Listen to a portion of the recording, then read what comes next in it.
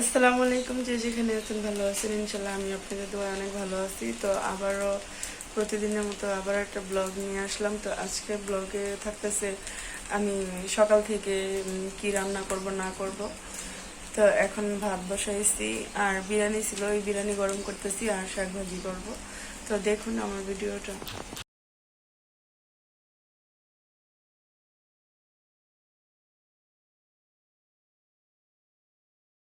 তো এখানে বিরিয়ানিটা আমার শাশুড়ি আর কি আমার ছেলের আর আমার ননদের ছেলের জন্য দিছে। তো আমাদের জন্য ভাত বসাইলাম, আর বিরিয়ানি যেহেতু অল্প তাই আর কি চিন্তা করলাম যে আমার ননদের ছেলে আর আমার ছেলেকে গরম করে দেই। তো এটা গরম করলাম।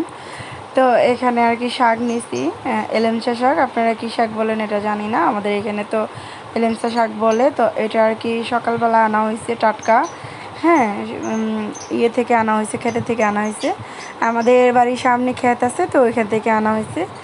আর এদিক দিয়ে বিরিয়ানিটাও আমি নাড়া দিতে আসি। আর যেহেতু আমার ননদের যেহেতু শরীর ভালো না, তাই আর কি আমি চেষ্টা করলাম যে আমি আজকে রান্নাবান্না করি। মূলত ওই রান্নাবান্না করে, আমি ঘর দুয়ার টুকিটাকি একটু কাজ করি এই আর কি। তো ওর যেহেতু শরীরটা ভালো না, এই কারণে চিন্তা করলাম যে না, সে তো সবসময় করে, ওর যেহেতু শরীরটা ভালো না থাকে আমি আজকে একটু করি। তো আমিও এই 2-3 দিন একটু অসুস্থ ছিলাম, তো আল্লাহর রহমতে সুস্থ হয়ে গেছি। তো এখন এই শাকগুলা কাটবো। আর এই শাক ভাজিটা কিন্তু অনেক মজা হয়েছিল। হ্যাঁ, আমরা খাওয়ার পরে আর কি ভিডিওটা তো আমি করছি কতক্ষণ আগে, এটা খাবারের পরে আর কি ভিডিওটা আমি এডিট করছি। তো ভাজিটা অনেক মজা হয়েছে। তো যাই হোক, এলেমচা শাকের ভর্তা অনেক মজা হয়, ভাজিও অনেক মজা হয়। তো এইখানে নেওয়া হয়েছে আলু, কারণ শাকের মধ্যে যদি আলু না দেই তাহলে কিন্তু ভালো লাগে না। তো এই কারণে আলুটা নেওয়া। তো আলু দিব, কিন্তু সামান্য, বেশি একটা আর কি দিব না। তো যাই হোক, যেটা বলতেছি, তো আমার ননদের শরীরটা ভালো না, ওর মনটাও তেমন একটা ভালো না। আর মানুষের মন ভালো না থাকলে শরীরে অসুস্থ হয়ে যায়। তো আমি চিন্তা করলাম যে না থাকা আমি করি। একটু ঘর দুয়ার তখন গুছাইতেছে, আমি যখন এগুলা রান্নাবান্না করতেছি তখন আমার ননদ কিন্তু পয়সা থাকে নাই, আর রুম এগুলা সব পরিষ্কার করতেছিল, বারান্দা টারান্দা করতেছিল। তো আমি এদিক দিয়ে মানে এক একজনই কি 2জন মানুষ আমরা, আমাদের ফ্যামিলিতে প্রায় আমরা 10 জন। হ্যাঁ, আমরা শুধু শাশুড়ি বৌমা আমরা 3 জন, আর সবগুলাই কিন্তু ছেলে মানুষ। তো এতগুলো ছেলে মানুষের আয়োজন রান্না বান্না এগুলো কিন্তু অনেক লাগে। তো যাই হোক, অবশেষে বিরিয়ানিগুলো গরম করছি, গরম করে আমি বাচ্চাদেরকে দিয়েছি। মানে ওই বিরিয়ানির যে একটা পোড়া পোড়া থাকে না কড়াইয়ের মধ্যে, এটা আমি খাইতেছি। আমার কাছে জিনিসটা অনেক ভালো লাগে, আমি এটা একদম ছোটোবেলা থেকে আমি এই জিনিসটা আমার অনেক পছন্দ, জিনিসটা আর কি পোড়া লাগবো, এটা আমি খাই, আমার কাছে অনেক ভালো লাগে। তো আমার ননদকেও দিলাম 2 নলা, আমিও খেলাম, তারপর বাচ্চাদেরকেও দিলাম। আর এখানে কড়াইটা ধুয়ে নিয়ে আসা, তারপর হচ্ছে পেঁয়াজ আর দিছি রসুন। আর শাকের মধ্যে যদি রসুন না হয় তাহলে কিন্তু শাক ভাজিটা একেবারেই মজা লাগে না, যেটা আমরা ছোটোবেলা থেকে আমার মা, তারপর দাদি নানি অগরে দেখে আসছি। তো এই কারণে, আর কাঁচামরিচ ছিল না বলে আমি দিছি, শুকনা মরিচ দিছি শাকের মধ্যে। তো বললাম না যে বাজার করা হয় নাই, তো এই কারণে শর্টকাটে আর কি রান্না। তো যাই হোক, কিন্তু রান্না মানে ভাজিটা অনেক মজার ছিল। তো এদিক দিয়ে ভাত হয়ে গেছে, প্রায় মোটামুটি হয়ে গেছে। আর আমি এত বড় পাতিলের মার গালতে পারি না, তো আমার ননদকে বলছি যে একটু মাটা গাইলে দিয়া যাও। তো ওই ভাতের মাটা গাইলে দিল। তো যাই হোক, আমরা যাতে এভাবে ননদ ভাবি সারা জীবন একসাথে থাকতে পারি। হ্যাঁ, আপনারা আমাদের জন্য দোয়া করবেন, আমাদের যাতে ঝগড়াঝাটি কোনো কিছু না হয়। আমরা তো দেখি বা শুনি যে এক মার পেটের 2 বোন থাকলে অনেক ঝগড়া হয়। তো আমাদের এটা বলবো না যে আমাদের হয় না, আমাদের হয়, কিন্তু এই আমরা মিলা যাই, ঠিক আছে। আমাদের ঝগড়াও ওরকম আহামরিও আমরা লাগি না।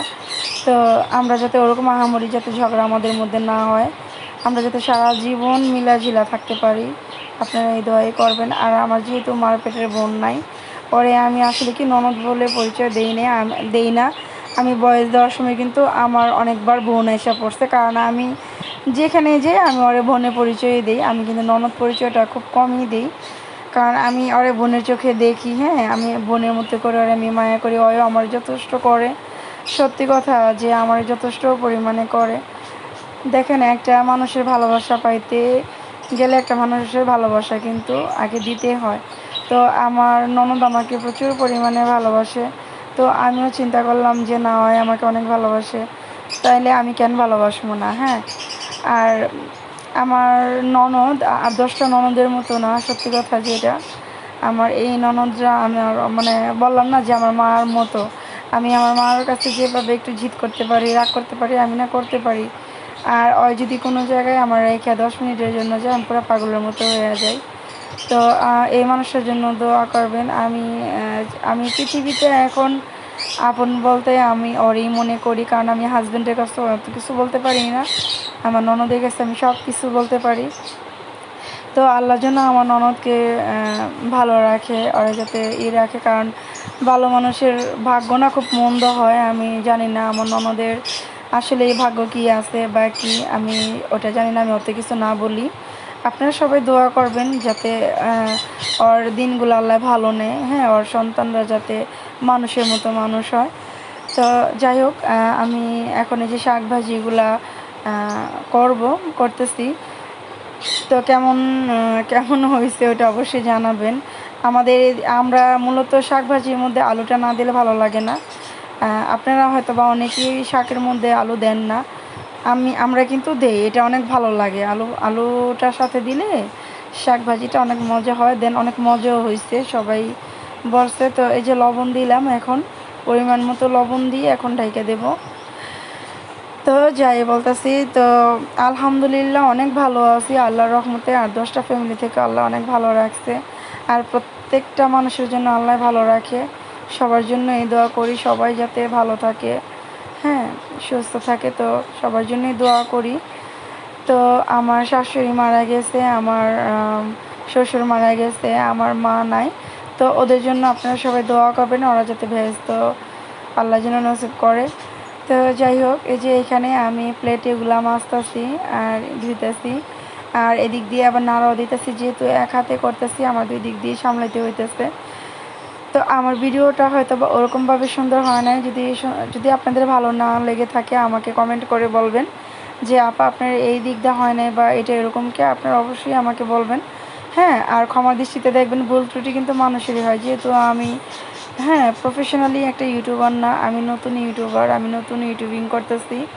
আমার অনেক স্বপ্ন যে আমি ইউটিউব থেকে যাই করবো, প্রত্যেকটা মানুষ যে কোনো কিছু করে একটু আসার জন্যই করে, হ্যাঁ।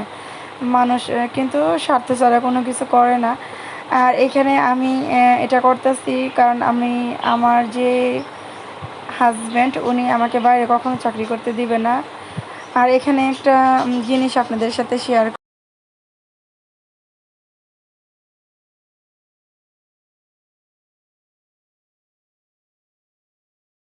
যাই হোক, আমরা একটু ননদ ভাবে দুষ্টামি করলাম, ওরে খাওয়াই দিলাম, আমার ছেলেকে দিয়েছিলাম বিরিয়ানি।